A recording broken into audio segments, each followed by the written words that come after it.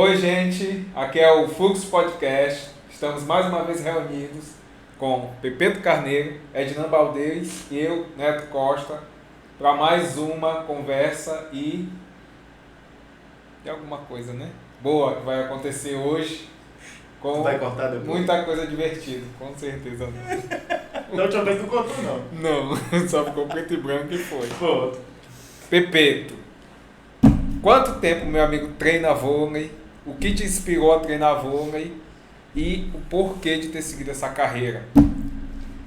Neto, primeiro, pessoal, boa noite. É bom estar aqui. Queria agradecer o convite aí do meu amigo Ednano, meu amigo Neto. Estou muito feliz de estar aqui. É sempre bom bater um papo, principalmente com pessoas aí tão qualificadas. Eu não diria que é uma carreira no vôlei, no meu caso, né? Eu sou um atleta amador irregular. O que eu chamo de atleta amador irregular? É aquele atleta que no jogo ele vai bem, no outro ele vai mais ou menos, no outro ele já vai mal. Então assim, eu sou um atleta, por isso que eu me intitulo um atleta incrível em construção. Então eu ainda não estou pronto, mas eu estou no caminho para ficar pronto. Então desde criança, desde novinho eu brincava, era uma calçada, aí o desafiado ficava segurando um punho aqui e ficava jogando 2 contra 2. E aí desde essa época, na rua da casa de mamãe, a gente jogava. E aí depois eu me desconectei, foi a época que eu casei e tal. E aí desconectei do vôlei. Aí eu fui trabalhar no Grupo Dom Bosco. E lá quando eu cheguei no Grupo Dom Bosco, aí eu vi, cara, aqui tem um ginásio. Eu gosto de jogar. No horário do almoço, normalmente não tem movimento no ginásio. Não custa nada a gente tentar. Aí eu juntei a galera da TI, fiz uma movimentação lá, um motim da TI com o pessoal do financeiro, e a gente começou a jogar. Tanto que criou uma rivalidade entre a TI com o time do financeiro. E cara, o período que eu fiquei lá, e isso era uma coisa que eu considerava muito saudável, porque tanto a equipe da TI, que normalmente é uma equipe muito sedentária, extremamente sedentária, a equipe de TI, normalmente o povo é muito, a gente brinca que eles ficam na caverna. E a nossa equipe não, a gente jogava muito vôlei e jogava ping-pong. Tênis de mesa, lá também tinha lá, e eu incentivava a turma o tempo todo. Até banda de rock a gente tinha. Então era um time que nesse aspecto, ele era um time muito coeso.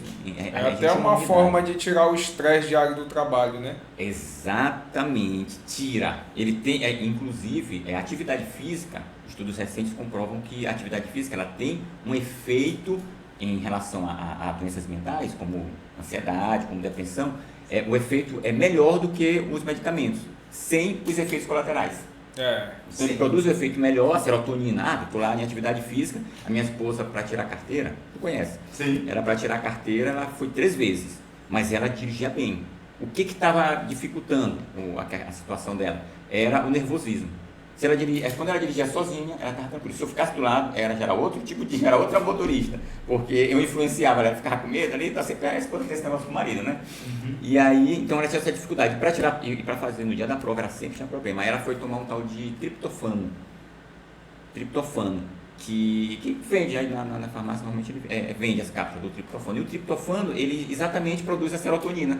Sim. Só que o nosso organismo, através da atividade física, ele consegue desempenhar a mesma coisa. Ele produz ele ativa o triptofano e produz a serotonina. Então isso ajuda tanto na atividade física e no nosso desempenho geral, né? Porque sob situação de estresse, o nosso raciocínio ele não fica nas melhores condições.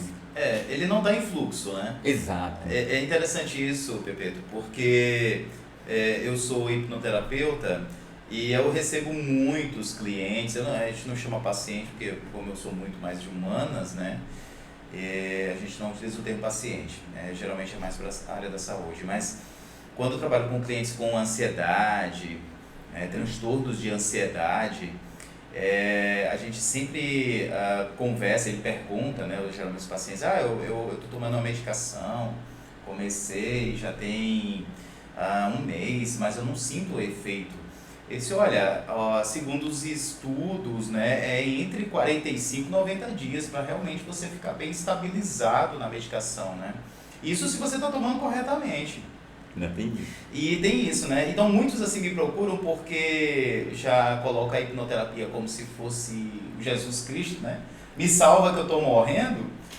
E por incrível que pareça dá muito certo. Mas por que dá certo? Primeiro porque tem essa expectativa, né? E as técnicas que a gente utiliza, ela justamente faz com que esses neurotransmissores, eles ocorram, né, dentro, né, da estrutura neurológica da pessoa, e aí tem esse efeito medicamentoso, né? Então eu tenho vários, mas vários clientes mesmo que com algumas técnicas, esse cara, tu é doido, eu estava tomando a medicação e não funcionava e agora eu estou muito bem, será que eu paro a medicação? Eu disse, não, procure seu médico, converse com ele, até porque você não pode parar de uma hora para outra. E, além do mais, você também pode ter um efeito placebo, né, das técnicas, né, além do funcionamento das técnicas. Então, é melhor que você continue e converse com o seu médico. Mas é isso mesmo, né? Então, o nosso corpo produz, sim. E a atividade física, ela é fundamental, né, para esse processo. E uma coisa interessante, voltando à questão do vôlei, é que recentemente o vôlei ele foi sempre conectado com o meu ambiente de trabalho. Porque quando eu saí do Dom Bosco, eu fui para trabalhar na Pulse, que é a empresa lá do Grupo Mateus. Chegando na Pulse, eu encontrei a Bia. E eu queria te agradecer, viu? E a Bia, ela tinha uma galera que jogava vôlei. Eu saí, né? Quando eu saí da UNB, eu dei uma desconectada do vôlei, porque era lá que eu jogava. E a Bia, ela tinha uma galera. Aí tinha Rafael foi meu aluno. A gente se encontrou, a gente entrou na mesma época lá na empresa. E aí, Rafael também gostava de jogar, a gente se encontrou com a Bia. E a Bia conectou a gente com uma galera dela que jogava. E tinha uma galera também, assim, a infraestrutura que era a nossa equipe, toda jogava vôlei. Aí começou a jogar de novo através da galera lá do trabalho. E aí sim, depois eu fui me conectando com outros grupos, já direto com vôlei. Agora eu estou em um time chamado Fênix, muito bem organizado lá pela Isa. Hoje tomamos uma surra. Meu irmão, estou vindo de lá, estou zonzo. Apanhamos. Mas por quê? Porque o Fênix é um time que tem formação. É um time que ainda está corrigindo alguns detalhes, vários detalhes. E jogou com um time que já é formado. Todo mundo se acostumando um a jogar com o outro. Exato. E os meninos tudo novo. Rapaz, tudo novo. E a gente, nosso levantador tem 50 anos, Fernando. Eu tenho 48. Mas tu tá levantando uma bola. Se vira, né? Tá levantando uma bola bonita. Não, mas Fernandão é ágil. Só que assim, o nosso time ele precisa trabalhar alguns fundamentos, principalmente no que diz respeito à explosão e velocidade. Quando você está com uma certa idade, para adquirir ou para corrigir esses movimentos é mais difícil do que quando você está meninão lá, de 17, 15 anos. Os meus filhos estavam voando. Meu irmão, é um trabalho para te tirar um vício ali em qualquer esporte, não só vôlei, qualquer esporte, para te corrigir um vício que tu aprendeu na infância, é uma passada que você faz de forma errada, para tirar. Porque o cérebro ele está gravado, sabe o que? Ele está gravado no cérebro. Sim. Então, na conversa que eu tive com o Tauno, que foi campeão olímpico, ele me disse que para você tirar, é importante você criar um gatilho. Então, eu costumo fazer, se eu fizer treinando sozinho, se eu jogar lá com o meu trequinho ali, eu faço a passada perfeita. Perfeita, mas eu estou lá concentrado só nisso. No jogo, você está preocupado até com o que o cara está falando lá do outro lado. Então, o teu cérebro já não está... Está 360, né? 360. Para ligar 360 graus para não perder nada. Então, quando tu parte, o teu cérebro vai buscar o padrão que já está lá gravado. Sim. Não tem como tu ficar... Sim. Então, por isso que o treino é necessário. Né? Exato. Para você justamente calejar o cérebro. Exato. Aí o que ele falou? Então tu cria um gatilho. Faz um pulinho antes, faz alguma coisa antes, uma macaquice antes, que é para o cérebro conectar com esse outro movimento. E aí eu estou treinando, mas até agora não deu 100% certo, mas eu sei que uma hora vai dar. Mas assim, tu treina, tu te alimenta bem, tu trabalha, tu tem noite de sono certa, regular, mas uma hora o corpo pede para descansar, né? Aí... Tá dormindo bem? Tu tá dormindo bem? Eu acredito o seguinte, teve uma época que eu estava fazendo natação terça e quinta, eu estava jogando vôlei segunda, quarta e sexta e fazia musculação quase todo dia. E dia de sábado eu jogava vôlei. Aí eu fui para um médico do esporte e ele falou, cara, tu quer engordar, né? Com essa quantidade de caloria. Não tem como. Com essa quantidade de caloria que tu disse assim, olha, 3.800 calorias tu tem que digerir, 6 litros d'água por dia para te pelo menos não perder. E aí eu fui no preparador físico e disse que ela vai ter que reduzir pelo menos pela metade aí o negócio. Porque é complicado, assim. Agora, cansaço nem é o caso, porque à medida que você se acostuma, realmente você vai consegue pegando manter. Condicionamento físico. Exato. Desde que você tenha isso que vocês falaram, essa rotina adequada. Não adianta eu também passar o dia todo jogando, fazendo acontecendo e não dormir direito. Então tem que ter todo, ou não me alimentar. Tu tocou nos pontos perfeitos. É isso. Se não tiver uma alimentação associada com um sono, e aí sim ao esporte, tudo em excesso complica. Até o esporte em excesso também é prejudicial. Pepeto, eu já vi, eu já tenho um tempo que eu te acompanho no Instagram, e aí você sempre está dando umas dicas lá muito legais com relação ao voleibol, né? Mesmo você sendo um amador, você se comporta como se fosse um profissional, né? Passando lá técnicas e tal. Tem lá até a setinha dizendo como é que é o movimento. Isso assim, mesmo, passo a né? passo. Faz uma análise científica, né? Do negócio. Onde pisa, onde salta, onde deixa. Inclusive os saltos, né? Como pular e tal, assim. Por que te deu esse insight de desenvolver isso? Eu penso que primeiramente seja por prazer, né? Você gosta, né, tal. Mas assim, cara, isso dá um trabalho, né? E aí... A edição de vídeo é trabalhosa. Tudo, né? Gravação, tudo. Então me conta aí, conta pra nós, né? Como é que foi esse desenvolvimento aí, dessa arte aí que tu tá... Olha, eu vou até te dizer o seguinte, que dá trabalho. Mas ainda assim, dá menos trabalho do que as macaquices que eu fazia antes. Porque eu fazia personagem, eu criava eu tinha que criar eu criei hip hop, falando de academia. Eu tô focado, misericórdia, eu tô focado. Então isso dava mais trabalho ainda. Até cantor, já é atleta, Não, artista. Cantor não dá pra mim. Não, gente, o homem é que faz stand-up. Só ter noção. Hip hop dá porque não precisa ser muito bom de voz. Aí hip hop no meu caso, né? Claro, tem pessoas que são do hip hop que cantam muito bem, mas o hip hop do tipo que eu fiz, dá pra te dar uma enganada ali com efeito e tudo. Então, até isso eu fazia. Aí quando eu comecei, porque assim, eu sempre gostei de gravar. Por que eu gravo? Porque eu quero ver para eu corrigir. Eu quero visualizar como é que eu tô ver onde é que tá a falha para corrigir. Exato, isso eu sempre fiz. Chegava na quadra, todo mundo chegava lá só com sua bolinha, com seu tal, eu chegava sempre com minha câmerazinha no tripé, botava lá, filmava o jogo todo e aí melhores lances. Pegava os melhores lances, ia lá e opa, olha isso aqui eu fiz certinho, isso aqui eu fiz errado e tal. E aí eu comecei a postar. E aí começou a ter aquele engajamento. E a coisa foi alimentando. Aí eu comecei a fazer análises. Aí eu fiz análise do meu próprio movimento. Olha, aí eu comparei meu movimento com o de um atleta profissional da seleção do Japão. Aí, bem aqui, ele fez assim, eu fiz assado. Aí começou, a coisa foi acontecendo. Quando eu criei, que eu até brinco, porque o vôlei é um esporte coletivo, ele depende são 6 atletas. Sim. E o levantador tem 4 opções de ataque. Se o passe for bem executado, o levantador fica com 4 opções. Eu tenho o cara que está lá no centro, perto dele, eu tenho o cara que está na saída de rede, eu tenho o cara que está na entrada de rede e eu tenho o ponteiro que está aqui no fundo. São 4 opções de ataque. O único que não vai atacar é o líbero. E o próprio levantador ele pode atacar de segunda. Então são várias opções. E eu sou meio ansioso.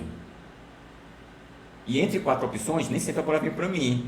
Aí ele para pro outro lado. Aí eu já ficava com aquela irritação. Ele pro outro lado. E aí, eu sou ansioso, passa a bola pra mim, eu vou começar a me estressar contigo aqui. Aí eu peguei e criei quer saber de uma coisa? Eu vou fazer eu quero bater na bola. Eu quero bola, eu quero bater na bola. Sabe por quê, né? Porque o atleta, quando ele é bom... É igual o Smigel, my precious. Eu mandei esse anel aqui pra cá. O atleta, quando ele é bom, se passar o jogo todinho e vier uma bola pra ele vai macetar a bola. Ele vai fazer o ponto, é naquela bola. Pá! Ele dá porrada e acabou. Um atleta, quando é um amador irregular, ele percebe umas 4 bolas só para ele entrar no jogo. Só para eu começar a acertar, eu tenho que errar umas 3 para eu começar a acertar. Então eu ficava nessa ansiedade. Se ele não mandar as 3 para eu errar logo, que hora que eu vou começar a acertar esse negócio? E aí eu fui lá e fiz meu levantadorzinho profissional, particular, que é o treco de ataque, né? O treco. Aí eu fiz o treco. Cara, a primeira vez, aí eu postei, aí eu fiz um vídeo lá atacando no treco e postei. E pra minha surpresa, não me esperava. Pra minha surpresa, o bicho viralizou. Deu 2 vídeos no TikTok, deram 30 milhões. Caraca. Muita visualização. Tá dando mais de 35 milhões no TikTok. Quantas pessoas, tu tem uma noção de quantas pessoas já te pediram o projeto do O Treco e já construíram para ela? Eu não tenho noção, Edna, nem em quantos idiomas já pediram para mim. Porque semana passada... Mas tu patenteou? Patenteei. Assim, está em processo de patente, porque tem que patentear. Já, não, assim, o pedido de patente já foi aprovado, assim, o preliminar, e agora ele está passando todo aquele processo para identificar se existe alguma ideia assim, igual. Anterior, né? Aí vai sair a patente de fato, e aí a minha intenção é licenciar, não é produzir. Licenciar até para Nike, para... A gente tá ao vivo aqui? Como é que é? Não tá ao vivo não. Não deu. Eu esqueci a senha do... Tinha... A próxima. Então mostra o treco aí pra nós. Deixa eu mostrar aqui, ó. Essa aqui já é a segunda versão. Porque a primeira versão, ela pegava só uma bola aqui, né? Aí tinha uma outra peça dessa aqui, tá? Que ficava aqui, aí pegava essa bola. Deixa eu ajudar aqui. Aí segurava aqui, ó, porrada na bola. Aí tem, como é que funciona? A gente joga a bola, ele fica no fica alto. Isso aqui fica no altura de 3 metros. Eu tenho 1,70. Então, com uma envergadura dá 2,20. Aí eu pulo 80 centímetros, aí eu bato nele a 3 metros de altura. O jogador da seleção brasileira bate a 13,60, 13,70, brincando. E aí, então eu jogo aqui, a bola cai, então eu já estou treinando o toque. Sim. Aqui já treino o toque. Aí a bola caiu, ela para aqui, fica só esperando o TP lá e ó, porrada. A primeira versão ela só tinha isso, segurava uma bola e tal. A segunda versão, eu comprei a segunda bola aqui, e aí a segunda bola cai aqui, isso aqui segura. Quando eu dou porrada nessa primeira bola, esse bichinho volta, pega a bola, a segunda bola, ela faz isso. Ó. Aí vem a segunda bolinha e para aqui. É mesmo? Aí eu fico porrada na primeira, depois eu vou lá porrada na segunda. É quase automático rapaz. Eu lembro da primeira versão, porque a primeira versão tinha, né, essa mesma estrutura aqui, né? Não, e detalhe, essa aqui na verdade é corrigindo, essa aqui é a terceira versão, porque a primeira versão eu peguei uma cesta de café da manhã, que eu dei pra minha esposa, que estava lá jogando no quintal, e aí essa estrutura toda era essa cesta. Tá. Era a cesta, e tinha até aquele arco da cesta aqui, então eu passava agora pelo arco, aí aqui era tudo papelão e isopor. Aí ela agora a mesma função. Então quando eu olhei já era a segunda versão. Essa é a terceira. Como foi que surgiu a segunda versão? Eu estava vindo à escola dos meus filhos e foi rolando um garrafão desse bem na minha frente, assim. Aí tu já teve o estado. Aí eu quero esse garrafão, não sei, me deu um insight aqui com esse garrafão. Aí eu passei pelo garrafão, deixei minha filha, voltei, peguei o garrafão e levei para casa. E aí cortei, aí pô, deu certinho, pronto. E aí a primeira versão da cesta viralizou, a segunda viralizou, a terceira versão viralizou. E aí assim, caiu na boca do povo. Hoje a galera pergunta muito como é que faz para comprar. E aí eu falo, tá em processo. Mas aí tu já tá tudo bem, tu já tá patenteando, já tá em patente já. Mas tu já tá pensando num projeto já industrial mesmo disso aí? Sim, principalmente licenciamento. Alguém pode comprar a ideia. Licenciar, porque aí ele licencia, ele produz, ele vende e eu fico só com os royalties. Legal. Aí fica ganhando só em cima da ideia. Exato. Tu tem uma ideia assim, por exemplo, aproximadamente de um valor de um royalty desse instrumento aí? Não tem valor, eu não tenho ideia nem do valor de venda deles. Eu só sei que uma coisa que eu gostaria é viabilizar, porque hoje eu acho todos os artigos de vôlei muito caros. Sim. Qualquer artigo de... Olha, tem um equipamento similar que é gigante, é toda uma estrutura que você leva para uma quadra, para um time inteiro treinar. Ele tem um funil enorme que você bota lá 20 bolas e elas vão rolando aqui, aí ele pode ter a mesma função. Mas é muito grande e custa $10 mil. Imagina um atleta amador, $50 mil aí conseguir treinar vôlei, porque uma coisa que a gente fala muito, a gente vê os atletas da seleção, lá, todos lá no treinamento de equipe, eles treinam muito tática, eles treinam muito trabalho coletivo, recuperação, defesa, mas isso não impede de em casa ou em algum momento individual ele treinar o fundamento. No vôlei não adianta tu saber tática, não adianta tu saber técnica e tu não ter o fundamento, não saber dar um passe. Se tu não der hoje meu time errou os quatro primeiros passes errados. Ter o básico, se não tiver o básico não vai passar. E o básico é o fundamento, é você fazer um passe, um bom passe, o levantador fazer um bom toque, e o levantador a gente pensa que a função dele é só levantar a bola. Além de ele colocar a bola perfeita, o levantador tem a função de definir quem é o jogador que tem melhores condições de fazer aquele ataque. Para onde que o bloqueio foi. Onde é que o bloqueio está indo? Ele tem que dar um jeito de enganar. Porque se ele fizer assim, ó, fez aqui toda a menção e bota pra lá, meu irmão, vai um bloqueio, Cara, 3 cavalão lá pro outro lado. Pra mim, o levantador, ele é o pivô ali, né? É É o estrategista, A né? inteligência do jogo tá toda no levantador. Ele engana um time inteiro, se ele souber, né? Engana. E tem um cara que é fundamental para todo o sistema ofensivo do vôlei, que é o central. É o cara que mais cansa, é por isso que são 2. É o que fica... Por quê? O levantador veio aqui, ó. O levantador tem uma bola muito rápida, que é a bola que o levantador faz pro central. Então o central ele pula antes do levantador. Quando o levantador tá tocando a bola, o central já tá pulando. Quando ele faz isso, o central que está bem no meio, que é a base de qualquer bloqueio é o central. O central está bem aqui no meio. Quando esse central pula, o que o central tem que fazer? Tem que pular junto. Se ele pulou junto, automaticamente ele desmembrou o bloqueio dele todinho. Porque se a bola for para a ponta, ele não vai, até ele cair no chão e correr para lá, o ponta de lá já deu a porrada. Então o central tem toda essa função. Só que, na prática, pelo menos assim, no esporte amador, tem que você ser vê muito poucos centrais fazendo isso. E cansa. Tem que estar muito ligado no levantador, ele vai jogar bola, ele olha, vou jogar a bola para ti. Tu já tá... Não, o central, ele tem que pular se a bola for para ele ou se não for para ele. Não, a gente automático. Independente de onde a gente for, vê ele tem que pular. A gente vê no profissional, né? É quase um balé, né? Os caras pulam 2, 3 às vezes. A seleção do Japão, se duvidar, pula os 4 ao mesmo tempo. Então, ao mesmo tempo não, porque o central sempre pula antes. Porque eles vão pulando assim, parece um balé mesmo. Pula um aqui, ó, a jogada que eu considero a jogada mais bonita do vôlei, que é o pipe. O central pula, parece que a bola vai para ele e vem um cara por trás do central, que é o cara que está na linha dos 3. Ele não pode passar, ele não pode pular antes da linha dos 3, ele tem que pular antes da linha dos 3. Ele pula, aí aparece o centralzão aqui, daqui a pouco o central cai, aparece o outro cara lá. Porrada. Coisa mais linda do mundo. Pá! E como é que marca? Quem é que eu vou marcar? Eu vou marcar o que pulou primeiro ou o que está vindo lá atrás? É difícil. Então, tem que ter o tempo de marcação. Tem que saber, é muito complicado. Tem que ter o feeling, né? A gente chama de feeling. É o interessante, Bebeto, que o nosso podcast aqui a gente chama de fluxo, porque a gente pensou no termo flow, né? E assim, a gente poderia usar flow, né? Porque né, flow já existe, já tem uma gente com flow, né? E fluxo também, né? Tanto e nosso fluxo tem mais ainda. Fluxo oficial. Mas assim, é justamente esse fluxo porque é aquilo que flui, né, da pessoa, né?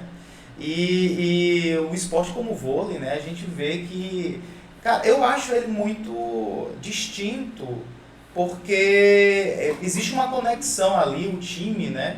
É muito diferente do futebol, porque o futebol tu tem ali um individual que de repente faz uma diferença, né? No vôlei, se não existe uma sincronia, né? Uma sintonia entre os membros, aí tá fadado a perder, né?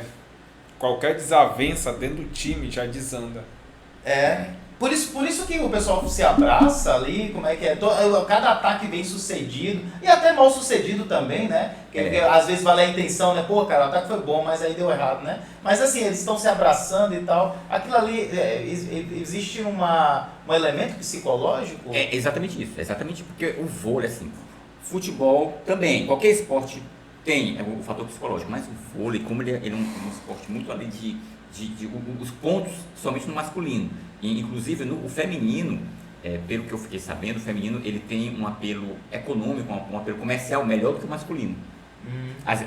Eu ouvi dizer que as meninas do vôlei elas ganham melhor do que os meninos. Eu também já ouvi falar isso. Por quê?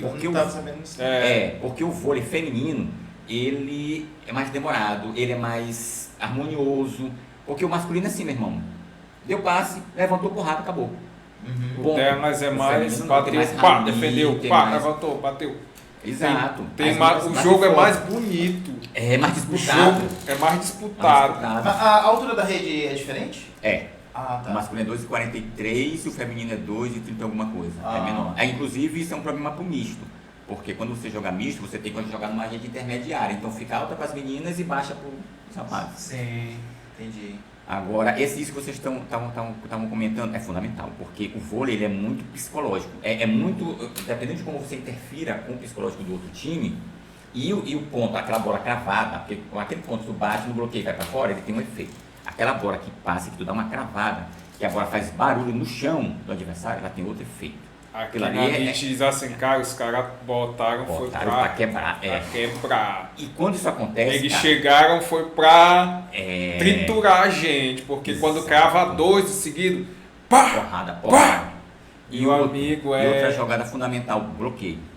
O cara vem armadão, felizão dali, meu irmão. Quando ele ganha o ponto, aí de repente bloqueou o muda o jogo. E aí o que acontece? De um lado, quem está fazendo ponto, ele tem que fazer essa manifestação que é para mostrar para o time que ele está ligado, que ele está firme no jogo. E do outro lado, você tem, mesmo quando você perde o ponto, quando você recebe ponto do time adversário, você tem que mostrar unidade, mostrar que aquele ponto não me abalou. E aí é a função da gente se abraçar no meio e tal. Quando isso não acontece, quando o time desmotiva, o rendimento impressionantemente cai, absurdamente.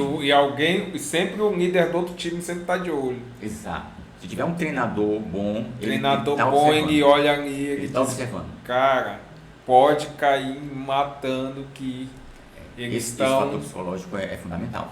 Pepe, tu falou uma coisa muito interessante, que você grava os vídeos e tal, porque tem que sempre estar buscando se treinar, né? E eu sei, né, até por ser seu amigo, que você fez uma formação, né, como uma jornalista profissional, né, para TV, para produção, assim mesmo, audiovisual, né? E tu produz esses vídeos justamente para não perder esse feeling, né, que você adquiriu com essa formação, que inclusive ela foi uma professora, ainda né, ela sempre vai te dando toques aí, né, ela é muito rigorosa, né, na questão da apresentação e tal. Então você faz os vídeos também por esse motivo, né, de se aperfeiçoar nessa parte aí audiovisual, nesses projetos audiovisuais? Não, é o contrário. Eu busquei o curso audiovisual porque eu queria aprimorar essa inquietação que eu tenho. Isso já é uma coisa minha. Eu gosto de fazer, eu gosto de compartilhar. Eu gosto de explicar. As pessoas ficam me mandando comentário, mandam às vezes um vídeo de um movimento que eles estão fazendo para eu fazer uma análise, às vezes é uma dica, que eles pedem assim, eu faço isso com muito prazer.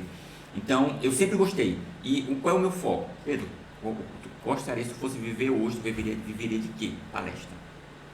Porque eu sou palestrante profissional, eu não sou aquele palestrante que tem o conteúdo e vou lá de qualquer jeito. Eu sei estruturar uma palestra. Começo, meio, fim. Todos os requisitos, quando eu vou assistir uma palestra, eu não estou assistindo só o conteúdo, eu estou assistindo tudo. A forma como ele está falando, a forma como ele está se comportando, a forma como ele começou, a forma como ele terminou, quais são as emoções que ele está trazendo à tona naquela palestra. Então, tudo isso eu estudo. Então, o meu foco é a palestra. Por que eu fiz stand-up? Por que eu vou estudar stand-up? Porque eu queria trazer esse elemento do humor para dentro das minhas palestras. Então, para mim, o humor sempre foi uma ferramenta. Só que, tudo que eu me meto, eu não gosto de ser assim, eu vou lá minha boca. Era uma coisa que eu estava até tendo com minha esposa. O stand-up, por exemplo, para mim é importante eu estar envolvido com os caras que são bons no meio do stand-up. Eu vou para o meio corporativo fazer uma palestra ou eu vou falar a respeito dos benefícios do humor, mas eu quero ser reconhecido como um humorista que teve sucesso também no humor. Tipo assim, tu levou o stand-up para palestra porque se torna algo descontraído, algo leve, Exato. Faz a pessoa se sentir bem, sorrir. Exato. Então não fica aquela coisa maçante, monótona, o tempo só batendo ali, mas isso, aquilo, faz desse jeito, não.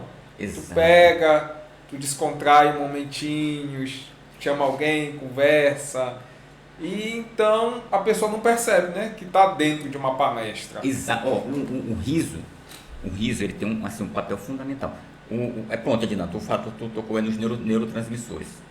Se tu provocar um riso verdadeiro, intenso, a gente está falando ali de endorfinas, ocitocina, que é a conexão, o hormônio da conexão, serotonina, então você libera, através do movimento do riso, você libera a serotonina, e tem mais uma serotonina, que eu até eu chamei de cedo, então serotonina, endorfinas, dopamina, que é a da recompensa. Porque, aí que eu acho interessante, por que quando eu sorrio de uma piada eu recebo dopamina? Porque a piada ela é uma espécie de mistério. Então, quando eu percebo onde é que está o X da questão, eu resolvi um problema. No cérebro ele resolveu um problema. Então, e aí eu recebo a dopamina. Sim. Que coisa interessante. Sim. E é funcional. Existe um estudo que que disse que a função do riso, uma das funções do riso lá nos primatas era assim. E por isso que eu associo sempre o riso ao combate ao estresse. Porque imagina que tu tá lá na floresta, na tribo, teve um cliente que eu sei que voltou lá para o hominídeo, né? E imagina que tu tá lá na floresta, então como que era a comunicação deles? Era através de sinais ali, eles não tinham linguagem. Então, quando eles percebiam algum movimento que poderia significar uma situação de perigo, eles iam lá averiguar e a tribo toda ficava estressada, ficava em ponto de bala, né? Porque a gente tinha que reagir. Como esse se é o estresse. fosse uma mente única, todos sentiam aquele perigo, Exato. todos compartilhavam. Sim, é instintivo. E o estresse está aqui, que é um mecanismo importantíssimo para a nossa sobrevivência. A gente precisa desse mecanismo, a gente só não pode deixar ele armado o tempo todo. Então, eles iam lá, todo mundo estressado, todo mundo lá pronto para o combate. Fuga, ela tem que funcionar. Exato. Então, eles estão lá, preparados para a luta ou para a fuga. E aí, algum deles ia lá e percebia que não era um perigo, era uma fruta, era um pequeno animal que estava correndo, então ele precisava compartilhar isso, ele precisava comunicar para a tribo que não é perigo, só que não podia falar. Eles não tinham linguagem. Então o que ele fazia? Ele virava e ria. Ia o neurônio espelho, ia reproduzindo, porque para o quanto antes a tribo tomar conhecimento de que não trata-se de perigo e todo mundo conseguir voltar às suas atividades normais. Sim. Então por isso na minha palestra eu faço essa dinâmica. Pessoal, aí eu boto um som, aí eu elejo um guerreiro, né, que vai ser o líder da tribo, e aí todo mundo aqui armado. Só que eu faço essa analogia do arco e flecha, porque eu digo o seguinte, imagina quando que o estresse começa a ser prejudicial. Você imagina que você está no seu ambiente de trabalho, vai ter um monte de agente estressor ali, pessoa que está cozinhando e tal. A gente entra em situação de estresse, que não é, a gente não está em situação de perigo real, mas o nosso mecanismo, ele age como se a gente estivesse em situação de perigo real. E aí você está armado. Aí eu até vou te analisar, então tu te armou aqui, agora tu imagina tu com esse mecanismo aqui armado o tempo todo. Estressa. O arco aqui ele vai começar a ficar flácido, aqui tu vai começar a cansar. Nosso organismo não foi preparado para manter esse dispositivo armado o tempo todo. Sim. Ligado. Então, o sorriso ele tem. E com um sorriso a gente consegue fazer isso, a gente consegue desarmar. Claro, você precisa, se isso continuar, se você não atuar na causa, no agente estressor, não adianta tu passar o dia todo rindo, que daqui a pouco tu vai voltar porque tu vai se expor de novo ao mesmo agente. Se você sempre então, tem que corrigir o problema. Na demanda do ambiente tóxico, né? E você mesmo não se resolve com relação a esse ambiente tóxico, porque não há como você mudar a realidade, né? Isso vem muito para mim, né? Enquanto terapeuta, né? Como é que eu vou lidar com a minha mãe, que é uma pessoa difícil? Cara, só tu pode lidar com a tua mãe, porque tu não vai mudar a cabeça dela, vai? Já tentou, com certeza tu já tentou. E não conseguiu, né? Não conseguiu, é cabeça dura. Então você tem que se resolver, porque não há como. E aí você sempre vai estar em demanda, porque você não consegue, né, funcionar nessa dinâmica que está lá do outro lado. Então você tem que saber. As circunstâncias a gente não muda e a gente não muda as outras pessoas. A gente consegue mudar a forma como a gente atua, como a gente encara. Como lida, né, com a situação. E aí essa situação da reação de luta e fuga constante em todos nós, porque não é só contigo, é com todo mundo mesmo, faz com que as pessoas hoje estejam sofrendo aí a rodo, né, de transtorno de ansiedade. E já me perguntaram, já tenho 5 anos de clínica, né? Já me perguntam, Edna, foi a pandemia que fez com que aparecesse tantos ansiosos e depressivos? Não. Na verdade, estava todo mundo assim. Imagina aquela estrutura de dominó, uma peça atrás da outra. Estava tudo camuflado. Já estava todo mundo lá naquela situação e a pandemia só fez assim, empurrou o dedinho e saiu todo mundo caindo no abismo. Então, essa situação da pandemia, na verdade, é somente um fenômeno para mostrar que já estava todo mundo na demanda, mas ela não é a causa em si. E aí está todo mundo assim, em reação de luta e fuga. E um esporte como esse, né, como o vôlei, né, e atividades em que você possa expandir, porque uma palestra ela pode simplesmente expandir a consciência das pessoas, né, e aí se você traz um elemento como o riso, que inclusive a gente conversou sobre isso, né, em outros podcasts, existem 3 elementos, né, na estrutura da cognição humana, né, que elas são fundamentais inclusive para a construção de memória. Sensações, sentimentos emoções. Então, cara, se tu provoca o riso nas pessoas, tu tá justamente fazendo com que elas rememorem, né, essas sensações agradáveis e o processo de aprendizagem se torna muito mais efetivo. Exato. A retenção, ela é muito mais eficaz. E aí uma coisa que eu brinco assim, como é que eu vou para um ambiente, falar para as pessoas de atividade física, falar de humor, sem tornar o ambiente engraçado e sem fazer eles se levantarem, todo mundo sentar o tempo todo. Então assim, eu sempre faço muita dinâmica para levantar a galera, e aí com isso eu chamo de mapa hormonal da palestra. Mapa emocional, que na verdade são hormônios, né? Sim, sim. E a gente está estimulando. Ligando todas. Que horas que eu vou me conectar? Os neurotransmissores aí. Que horas que eles vão sentir. Aí porque, existe uma coisa que é o efeito de contraste. Por que nenhum humorista gosta de falar depois de um coffee break? Porque depois do coffee break já está todo mundo animado. Então você levar um nível de ânimo quando as pessoas já estão animadas, é muito mais difícil. Imagina que o mestre de cerimônias. Imagina que foi lá um palestrante, assim monótono. Aí o que o mestre de cerimônias faz? A energia baixou, então eu vou ter que subir a energia. Antes de anunciar o próximo palestrante, eu tenho que dar uma elevada na energia. Se entra um palestrante muito animado, não sei o que, e a energia subiu muito, aí ele já vai ter que baixar, porque senão, quando outro palestrante entrar, ele vai ter um problema. Pode então, não seguir no mesmo ritmo, aí a pessoa já vai dizer, tá chato. Deixar o outro na situação complicada. E não é culpa dele, Então o que eu faço? Normalmente o início das minhas palestras, elas são inquietantes.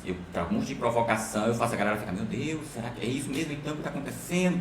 Aí fica todo mundo meio assim, aí quando eu venho com a parte mais animada, então eu faço o contraste desse lado, vou elevando, faço o efeito que a gente consegue provocar. Aconteceu um exemplo curioso disso relacionado a vendas, que foi uma noiva, que ela foi discriminada em uma loja, e aí ela foi numa outra loja, nessa outra loja receberam ela de braços abertos, ela ia comprar só o sapato nessa loja. Aí ela comprou o sapato e elas fizeram um tapete, providenciaram um tapete, um ambiente, e fizeram uma espécie de treino para ela entrar no casamento com o sapato e tal, fizeram aquela coisa. Aí eu falei, cara, imagina a experiência que essa pessoa teve, porque ela entrou com uma frustração absurda, no momento que ela já estava emocionalmente, ela já estava emocionalmente impactada pela questão do matrimônio. Aí vai a emoção lá para baixo por conta da discriminação. E aí entra no ambiente, a pessoa bota ela para cima. Então, se eles tivessem feito isso numa situação que ela já tivesse chegado lá em clima normal, tal, seria uma coisa. Mas com esse contraste que teve, a coisa foi muito mais impactante. Ela simplesmente vai fazer a propaganda boca a boca da última loja que ela foi, que é a propaganda que mais tem, como se pode dizer, retorno. Tá. Quer dizer engajamento. Engajamento, retorno. E simplesmente essa loja aí que atendeu ela bem, com certeza teve um índice de vendas mais alto. Imagina. E Bebeto, uma pergunta aqui, pra gente perder esse fio da meada, assim, as tuas palestras, porque assim, gente, lembrando aqui, no Fluxo a gente sempre trabalha com profissionais que são multifacetados, né? Hoje no século XXI não dá para tu ser unicamente um profissional numa coisa, né? Eu, por exemplo, hoje eu sou pedagogo, neuropsicopedagogo, psicopedagogo, terapeuta, né? Tem um termo para isso, polimata. Olha aí, tá aí, não sabia. É especialista em várias áreas, e é uma tendência. E você é um profissional, né, desse tipo, né? Sou então, assim, as tuas palestras, eu sei que você trabalha com mídias, né, como até você comentou aqui, você trabalha também com tecnologias, né? Tu és programador também, Pepe?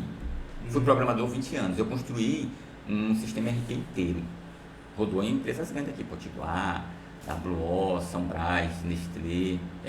Quando chama de sistema RP, é aquele sistema que tem tudo. Tem tudo, fluxo de caixa, fluxo de estoque, aquela frente ali de loja, tem tudo. Então, como programador, eu passei uns 20 anos. E aí daí para frente, o que aconteceu? A área de desenvolvimento ela é muito volátil, ela se desenvolve muito rápido. Aí eu aprendi a desenvolver na época do DOS. Aí quando eu estava dominando, cara, isso aqui é bom, agora eu estou dominando. Aí mudaram para o Windows. Aí mudaram para o Windows. Aí um amigo meu faz. Aí já teve que desenvolver em C++. Aí no caso, na época eu fui pro Delphi. Na verdade a linguagem é Pascal, a gente utiliza a ferramenta Delphi. E fui pro Delphi. Aí mas foi uma resistência. Agora que eu estou dominando a parte do DOS, fui pro Windows. Do Windows, Aí quando eu estava dominando, aí veio a programação web. Aí eu, quer saber? Agora eu vou ser coordenador, vou ser gerente, vou fazer esse negócio aí, não quero mais. Porque a evolução em si da tecnologia, ela tem aquele boom, né? Chega uma determinada época que ela dá um boom, desenvolve muito, aí estagna. Só que a tecnologia está num nível que... Está muito rápido. Está muito rápido. E cada época... Olha, vocês imaginem, vamos falar assim, de algumas tecnologias que são mais recentes, inteligência artificial, que está muito em voga agora. Eu li que é um artigo que é de 3 em 3 anos, sempre dá um boom mas agora atingiu um nível muito interessante. Tá de ano em ano. Muito interessante. E assim, vai ter um boom, por quê? Tu imagina a inteligência artificial, imagina o 5G, que o 5G é uma internet que tem um poder muito maior, vai viabilizar muita tecnologia. Imagina, por exemplo, os carros autônomos. Uma coisa que hoje inviabiliza o carro autônomo é a infraestrutura de conectividade, porque o carro autônomo ele precisa de muita informação para ele conseguir ter segurança. Especialmente no Brasil, né? Lá nos Estados Unidos é de boa, né? Exato. Aqui o carro autônomo... A conectividade, a velocidade de conexão do 5G com a inteligência artificial e o computador quântico.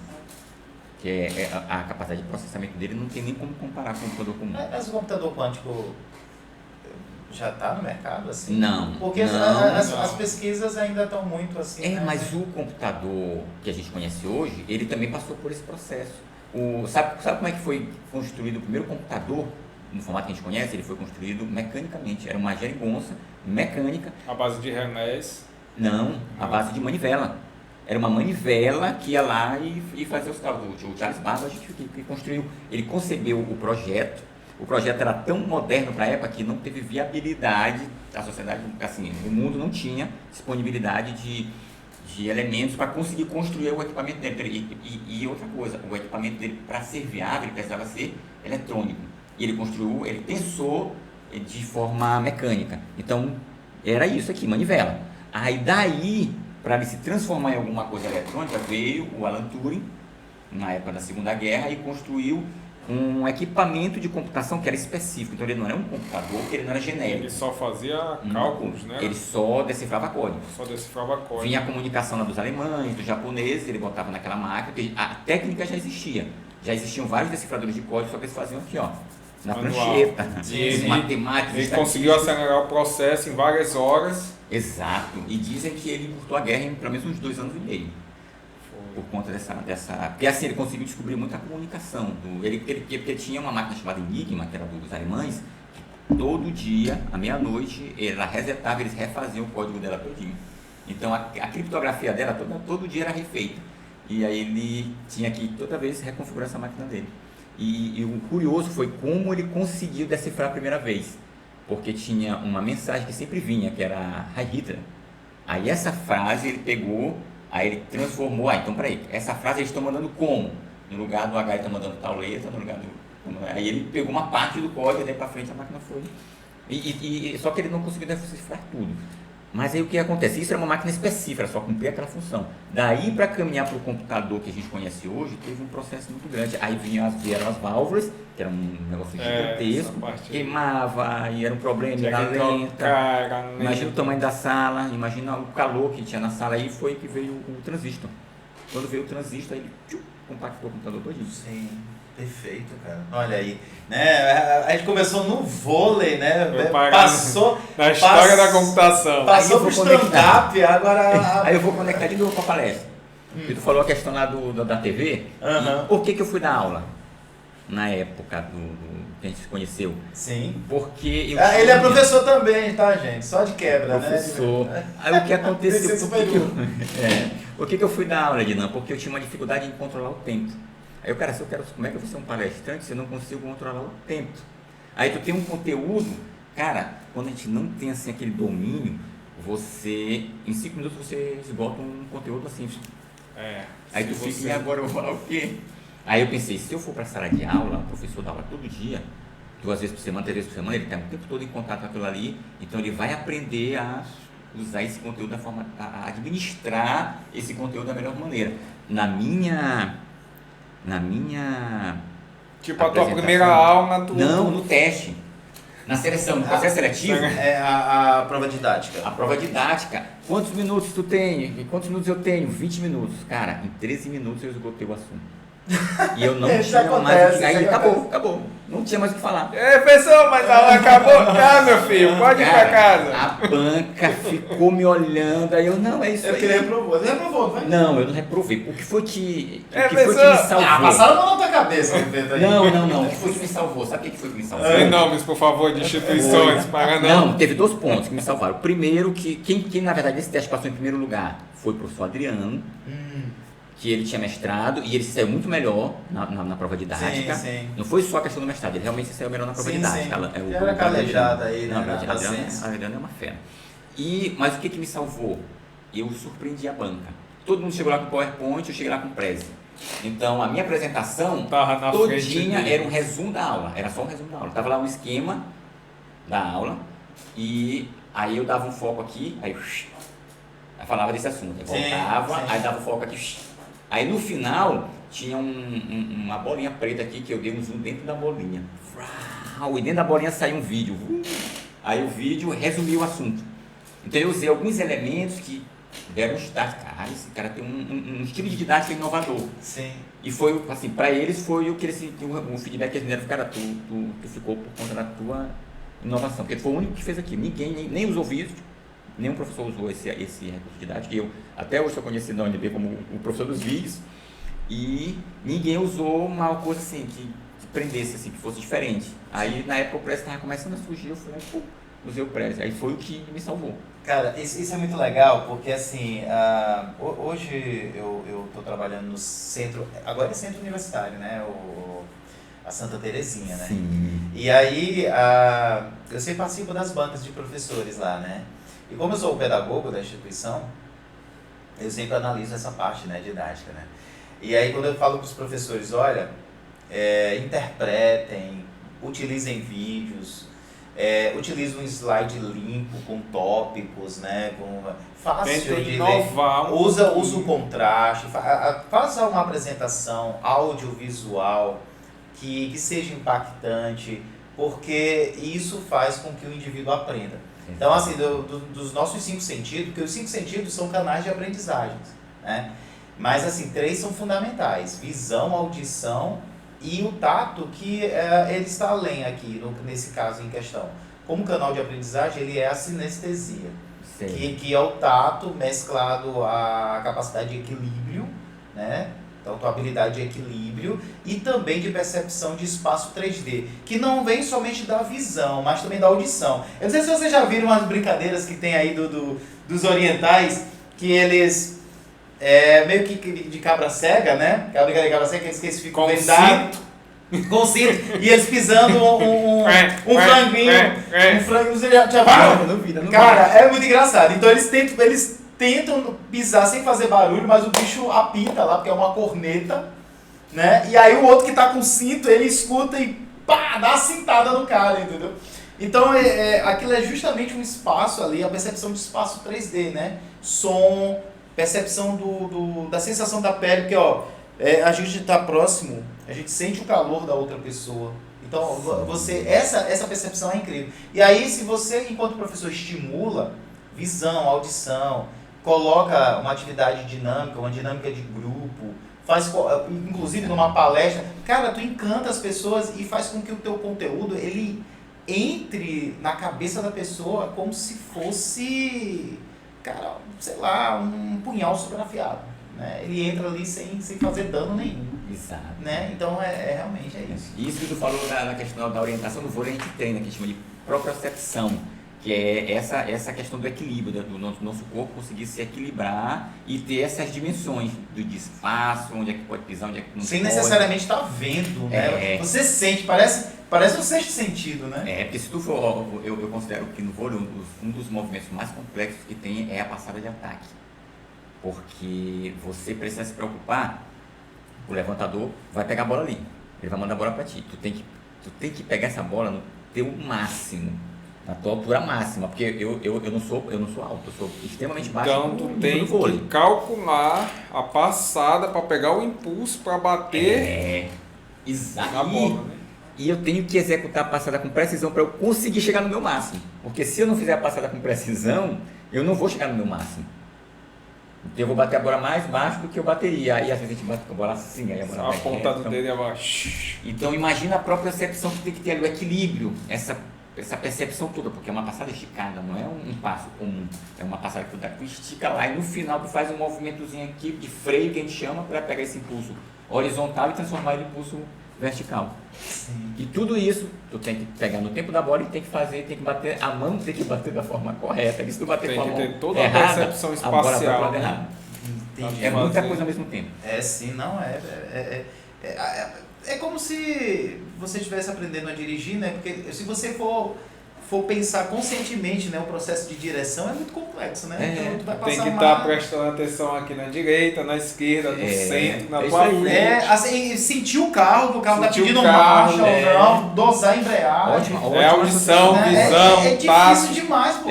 Mas quando você... Porque o cérebro ele é incrível, né? Ele automatiza tudo. Porque a finalidade do cérebro é sempre... Eu preciso guardar energia para situações inusitadas. E aí, o que é que decorre? Tudo que você aprende que repete algumas vezes, o cérebro, padrão. Aqui vai começar a vir um processo memorístico aqui, né? Então ele decora logo. E aí, por isso que precisa praticar, né? Demais. Então a prática aí do vôlei, uma constante aí, né? Então, continuando nessa ideia do vôlei, tu treina todos os dias, assim, 1 hora, 2 horas? Assim? Não. Eu hoje faço treino. O treco, por exemplo, faz tempo que eu não treino com treco. Porque o treino com treco é um treino que é mais cansativo. Treco eu treinava todo dia. É porque é cansativo. E eu tenho outro problema, que o ambiente que eu moro não é tão grande. Então já foi agora para casa do vizinho, só para casa do vizinho já foi umas 2 vezes. Para a rua é o tempo todo. Aí o que eu fiz, eu coloquei uma rede? A rede, botei rede e depois eu botei, minha esposa reclamou, porque era a rede, que a gente dorme, que o povo dorme, vai sujar a rede. Então, aí eu peguei e botei uma coxa, já reclamou porque aí também, meu filho, que tu forçou, né? Qual a rede que vocês dormem? É porque eu gosto de dormir de dormir rede. Aí a rede, tira a rede, tá bom. Na verdade a rede a gente usa mais quando vai visita e tal. E aí a coxa, aí lá peguei uma coxa velha lá, não, essa coxa também não, uma hora a gente pode usar e tal. Aí eu vou atrás de um tecido, um pano, enquanto normalmente esse pano que eu posso estender, que eu bato no pano, quando amortece a bola, aí ela fica quietinha no canto dela. Mas quando eu bato na parede, a bola vai lá na casa. E aí é um treino que dá trabalho, monta o treco, desmonta o treco e tal. Aí hoje tô treinando muito com a bola de peso, que é um treino bem específico. Então assim, hoje eu tô buscando força no braço. Tá procurando mais o condicionamento físico já para ter força. Exato. Eu faço musculação. E a minha musculação, tu vai chegar lá na academia, tu vai ver um povo treinando de um jeito, tu vai ver eu treinando de outro. Como assim? Como é que é esse outro? Porque o povo treina para ter músculo. E eu treino para trabalhar os músculos do vôlei. Ah, tá. Então tu vai ver, tem treino que eu faço na academia que não vai ver ninguém fazendo, que é eu pego aqui, o negócio está aqui, né? O peso está aqui e eu faço aqui, ó. É específico. Não vai ver ninguém fazendo isso. Tu vai chegar lá na academia, tu vai me ver fazendo passada, correndo e pulando. O pessoal me chama de doido.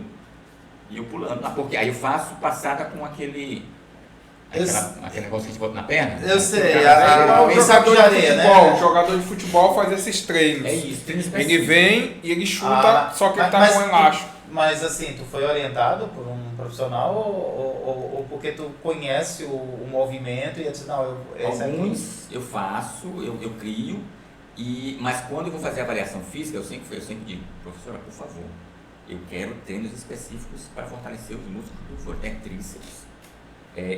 Por exemplo, eu descobri que esse meu músculo, que já quase não tem, ele está me atrapalhando, porque tem que abrir aqui, né? E esse músculo está segurando. Peitoral externo. Que já nem é esse peitoral todo, o pouquinho que tem está atrapalhando. Aí eu não consigo fazer essa abertura aqui, ó, que é importante para esse movimento, eu não consigo fazer completa, porque ele fica segurando. Mas não tem como, né, bebê? Cara, eu me lembrei daquele filme Over the Top, do Falcão, Campeão dos Campeões, que traduziram assim dessa forma, né? Mas o filme é Over the Top, do Stallone, da quebra de braço, que ele tá lá na carreta dele, né? Na carreta treinando ele fica, só. não sei se você já assistiu esse filme. Não vi. Pô, depois dá uma procurada. Esse filme do Stallone é ótimo. Ele tem um levantamento de peso na carreta que ele dirige. Ele tá dirigindo aqui, ele fica... Ele dirige com uma mão e a outra ele fica. É isso, é foco.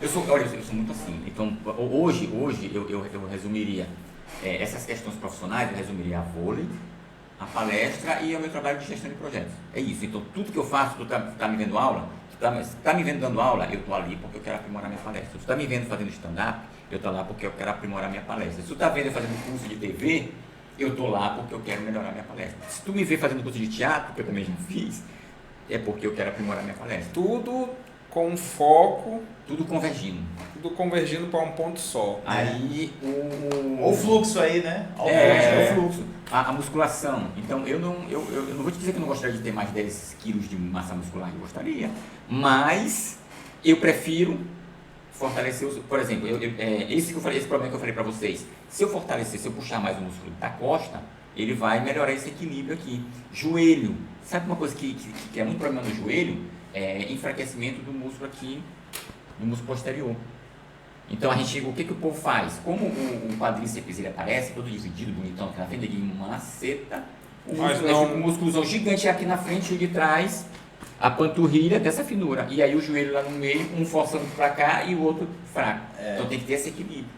Sim. E tu sentiu, porque eu já te vejo treinando, já tem aí anos aí. E tu sentiu essa diferença nessa parte aí da musculação, treinando especificamente esses músculos para o vôlei? Eu sinto, Adina, assim, a gente sente muito pelo feedback. Eu descobri que eu pulava alto, ouvindo as pessoas falarem, cara, eu olho para botar a bola, tem que ser alto, né? Porque eu já vi que pula alto, mas na minha cabeça eu não estava pulando alto. Aí teve um outro que eu joguei que ele, cara, se o processo é a altura que tu pula, e ele é mais alto do que eu. Se eu pular essa altura que tu pula, se eu tivesse essa tua altura aí. É mais ou menos assim. Então a gente vai descobrindo, mas assim, cara, não tem como tu não aprimorar. Se tu treinar, se tu focar naquilo ali, não tem como tu não aprimorar. Se tu for ver o Pepeto que jogava lá no Dom Bosco e o Pepeto que joga hoje, é completamente diferente. Aí eu te pergunto, para 2 sedentários, quanto tempo de treino para chegar num... Para chegar nesse nível aí? Não, nesse nível não tem como. Regular, no nível amador regular. E não, amador irregular. Para quem não tá fazendo nada, para sair e respirar um pouquinho. Mas tu ainda fazia flexão de braço. Mas agora não tá fazendo mais nada. Eu acho que a primeira coisa é voltar ao condicionamento físico, porque, olha, tem situação, hoje tem situação que a gente joga 2 horas, 3 horas de vôlei. Meu Deus. E eu vou dizer uma coisa pra vocês, o cansaço em uma partida, ele é X. O cansaço no treino é X vezes 3. Porque tu bota o extremo além. Porque... Tu cansa e diz, eu preciso de mais. Lembra da reclamação da bola que não vem? No jogo... O cara sacou, nem toda a bola vem pra ti. Então tu vai aqui, ele não veio pra mim, tu faz aqui a abertura para tentar atacar, não veio pra ti, tu volta pro teu canto, participa do sistema defensivo, que é fundamental, que tem muito atleta que ele faz isso, ele tá louco para atacar e esquece que para ele atacar, alguém tem que defender a bola. Então o sistema defensivo é importantíssimo. Então o cara viu que a bola não vem pra ti, já participa ali protegendo o cara que tá atacando, porque se a bola bater no bloqueio, alguém vai ter que pegar ela. Sim. Então tem toda essa participação. E a galera acaba desprestigiando essa questão. Mas a defesa é importante. Importantíssimo. E, na verdade, o que define eu me lembro de umas Olimpíadas que a defesa do Brasil foi muito importante. Que o cara correu, foi buscar a bola lá fora da quadra e bateu. Pá! Eu diria o seguinte, que no vôlei amador, o que define a partida é o sistema defensivo. Porque o sistema ofensivo, no amador, ele não é tão eficiente, agressivo, não é tão agressivo. Então vai umas bolas que são fáceis de pegar. E se o sistema defensivo estiver realmente ligado, estiver bem posicionado, que vai muito de posicionamento e explosão. É isso. É você estar no lugar certo, atento, porque você tem que prever a jogada, não dá para ficar esperando o cara bater. Ou você, o cara levantou, tá aqui a rede. O cara levantou a bola bem aqui. Como é que esse cara vai botar essa bola paralela, que a gente chama, bola paralela? Não tem como. Então ele vai botar uma diagonal. Então por que eu vou ficar esperando essa bola aqui? Se eu estou nessa posição, eu já tenho que correr para cá. Eu tenho que fazer essa leitura do jogo. O cara correu, a bola foi baixo, ele não vai poder dar porrada, ele vai ter que pingar. Então eu vou me aproximar. Alguém fica protegendo o fundo, claro que ele pode pingar alto também, mas me aproxima. E Bebeto, o teu time aí é só de quarentões, né? Não é só de quarentões, mas a média de De idade... não tá querendo entrar. A média de idade eu acho que está na nossa média. Eu diria que os que têm mais idade somos eu e o Fernando, que é o levantador. Mas a média geral acho que não é abaixo de 30 não. E a gente joga com molecada. É bacana a gente tirar um dia pra ir lá. Recebe aí um homem de 44 lá? Com certeza. Eu tô com 48, como é que não? Tô brincando, amigo. A primeira corrida fica logo, né? Mas, É doido, eu vou ter uma tacardia lá no meio da quadra, mano. mas é isso que a gente estava falando, a questão do condicionamento físico. A primeira coisa é esse condicionamento físico, porque puxa, cara, puxa. Agora, para quem quer perder peso, é bom. Para quem quer dar uma afinada, é legal. Para mim não é bom, não. Isso é pra ti. Pra mim não é. Eu tô remando contra essa maré. Tô brincando, amigo. Tamo junto. Tamo junto, Tem que perder né? uns 15 quilos também. Não, mas pra vocês o que eu acho legal é porque vocês não são. Vocês não têm sem sobrepeso. Ah, não, é porque aqui eu tô de jaleco, papai. Até esconder. A mocinha Tá parecendo. Tá toda quebrada aquelas aqui. dobrinhas de bebê, né? Assim, Não, mas é que pelo rosto a gente percebe que vocês não querem ser um sobrepeso. Então pra Aham. vocês, assim, eu não falo nem se for especificamente, mas uma atividade física mais regular, ela dá aí Não, cara, mas a gente tem que fazer Uma mesmo. Tem condicionada que fazer legal. saúde, por saúde mesmo. Oh, meu Deus, eu tô pensando já na pizza que eu tô querendo comer. O problema não é nem a pizza, o problema é não gastar depois. Verdade. É comer a pizza. Verdade.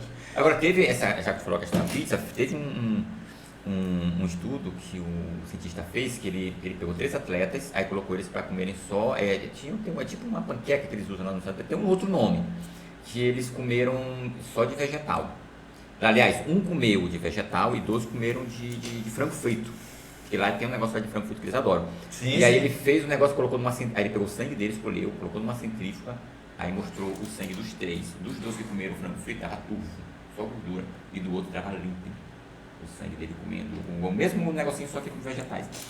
É, porque tá. a As fibras gordura, vacilavam, né? a gordura, ela fica no sangue, então ela torna o sangue mais, posso dizer, Viscoso, mais viscoso. Ele não flui como ele tem que fluir se você tiver uma vida saudável, comendo alimentos. Agora, A gente olha estudou isso aí. Olha o detalhe, Neto. Olha o detalhe. O que o cérebro precisa para ele trabalhar bem? Sangue, fluxo sanguíneo. Sangue. O que o nosso corpo, nossa musculatura precisa para trabalhar bem? Sangue. O fluxo sanguíneo, ele tem que estar correndo bem. Pra E tudo. o meu tá só café e pizza. Aí pra tudo. Então assim, é por isso que a gente reforça aquilo que tu falou da alimentação balanceada. Porque não adianta também, eu sou um atletão e tô lá lento, não sei nem porquê, porque eu tô enchendo o bucho de pizza. É o carboidrato simples, né? Que entra. Porque a pizza, pão, doces de forma geral é carboidrato simples, né? E aí você tem que consumir realmente aquele carboidrato que existe sais minerais, os outros elementos. O arroz. E o problema também é da gordura, né? Sim. A gordura que ele traz. É o preço. Aí aqui é a história do preço do É assim, o que a gente incrível. precisa? A gente precisa do carboidrato para ter energia, a gente precisa da proteína para crescer. Eu preciso de mais proteína, bastante proteína, para crescer. É isso que a gente precisa. Só que para a gente adquirir a proteína e o carboidrato, a gente enche o bucho de açúcar, de sódio e de gordura. Cara, a gente se envenena aí com um monte de E coisa. o organismo A luta, filtrar, né? a principal luta do corpo com a mente é saciar a mente com coisas boas e manter o teu corpo saudável também. Então, para tu manter os dois saudáveis, às vezes tu tem que lutar contra a vontade de comer aquele hambúrguer, né? Ou então não Cheirar o hambúrguer e comer a maçã. Agora, o que é interessante é que tudo é costume. Tudo é costume. verdade. Quer ver um refrigerante que eu hoje eu não tomo, hoje dificilmente eu tomo, quando chega lá em casa eu já não faço questão, e que eu era viciado, Coca-Cola. Isso aí eu lá em era casa outro dia foi 3 viciado, litros cara. de 2. Aí eu parei, mas assim, eu parei do nada. Brincando ali, ó. É, né? Não, engraçado, aí eu era desse nível, assim, tomava adoidado. E aí eu parei um tempo, aí eu simplesmente deixei de gostar. Cara, tu é doido, eu tinha um amigo que... Lá em Recife, né? Eu fui lá em Recife e tal. E aí encontrei ele, abracei, a gente conversou assim. Aí eu disse assim pra ele, o nome dele é Marcos, né? Eu disse, Marcos, tem água aí, eu tô sedento aqui. Aí ele, não tem, rapaz, ele pegou, foi lá, eita! Aí ele é todo assim meio esparroso, né? Eita da porra, tô até com vergonha, cara. Tu é doido, não tenho água aqui. Ah, não, beleza, cara. Fico tranquilo, eu como por ali e tal. Não, pô, não, mas tem Coca-Cola, mata a sede. Não tem água, não tem Coca-Cola, velho. Não, toma aí, toma um copão aí, cara. Cara, eu só bebo Coca-Cola, não bebo água não. Não, tu fala sério. Vai fazer um memória de água quando a gente tiver mais velho. É bem, Pois na época, esse rapaz faz isso não, pelo amor de Deus, bebe água, pai. Daqui a te encontrar vivo aqui. Copo de Coca-Cola pra sair do teu corpo demora 3 a 4 dias. Olha aí. E se tu beber água, né? Porque já me disseram que um copo desse aqui de Coca, tu tem que beber mais de 20 copos desse de água pra limpar. É só açúcar que tem ali. É louco. Aí diz assim, não faz uma Eu Coca tomo Zero. 2 litros brincando. Ah, doido. Eu Aí também faz uma Coca Zero que não tem açúcar. Aí tu vai ver que tem coisa pior do que... Porque tem que adoçar de alguma forma. Uma vez me recomendaram um tal de... Porque toda vez que eu fiz academia, não sei porquê, eles sempre me recomendavam alguma coisa assim extraordinária para ver se eu crescia, né? Anabolizante para cá, anabolizante para lá. Eu fui chegar na farmácia com camiseta da academia e o menino já ia logo mostrando, ó. Aí eu vi o nome assim, Deca, não sei o que, eu não quero nada. Eu não tô com pressa. Aí teve um avaliador que ele passou para mim um tal de Decafire. Decafire. E eu não tomo nada sem eu estudar antes. Aí eu fui pesquisar o que é o Decafire. Não, ele não é, ele é tipo um suplemento. Na verdade, ele é maquiado de suplemento. Quando ele entra na corrente sanguínea, passa por uma transformação, vira... Ele faz a anabolização. Exatamente. O organismo faz a anabolização com efeito colateral pior do que o esteroide comum, esse que a gente conhece. Caraca. Inclusive, recentemente, né, o Conselho de Medicina proibiu, né? Proibiu o uso de anabolizantes para fins estéticos. Isso. Aí agora só médico... Virou o quê? Tarja vermelha? O quê? Que virou? Eu sei que é proibido agora a compra. O Neto ele faz biomedicina, né? Para fins estéticos. Aí tu tem que te consultar, passar por um processo de estudo, ver se realmente... Porque na verdade o anabolizante é para crianças que não crescem, né? E para reposição hormonal. É usado em reposição hormonal tanto feminina quanto masculina. Por isso que os homens usam tanto Deca e Durateston, porque são fortes anabolizantes que fazem a produção de testosterona, de GH, de outras coisas. Aí o cara fica mesmo firme, né? Trincadão. Chega... Se tu bater, é melhor tu bater no Hulk. Caraca, gigante. Mas só que tem vários... A primeira coisa é o coração. O coração já sente logo. Porque ele vai engrossar o músculo do coração, ele pode causar vários edemas hepáticos, renais, problemas renais, porque o rim vai ter que filtrar mais o sangue do que o normal. Problema no baço. Então, ele é uma bomba. É uma bomba que a longo prazo... na verdade, o uso tem que ser restritamente controlado. Tem um ótimo... Eu já assisti um documentário sobre o Arnold. Tá na Netflix. Sim, ele conta tudinho. O médico limitou ele de usar os anabolizantes só 6 meses por ano. Ele só utilizava 6 meses por ano, então ele intercalava. Então, aquele tamanhozão dele todo é natural nunca. Não. Inclusive, ele fez cirurgia de coração, pô. Há uns 20 anos atrás. Ele fez uma cirurgia séria de coração. Ele fez. Ele não tem assim, porque... Né, ele utilizava muito anabolizante e não tinha... Ele ganhou vários concursos na terra dele. Só que quando ele veio para os Estados Unidos, ele era muito grande, mas não era seco o suficiente, não era trincado o suficiente. Não tinha definição. Então ele começou a perder. Aí ele entrou quase em processo de depressão por conta disso. Aí foi que ele pegou um treinador pesado mesmo, que mostrou para ele que ele não poderia comer tudo de hambúrguer, essas coisas que a América proporciona, né? Fast food, coisa rápida. Aí foi, mas... bateu na academia, a primeira coisa, o mal das pessoas é querer o imediato. Tu bater, querer ficar logo grande, forte, bonitão, tal, botar agora com a camiseta aí, mostrando mamilo. Camisetinha que é só um negocinho que tivesse. rasgando, quando rasga ainda dá um nozinho aqui, É. mas mais pra frente fica ferrado. Se ferra, porque o colateral vai chegar, não tem como. Exato. Se a Coca-Cola, a gente estava falando do preço, a Coca-Cola imagina o preço do anabolizante. É.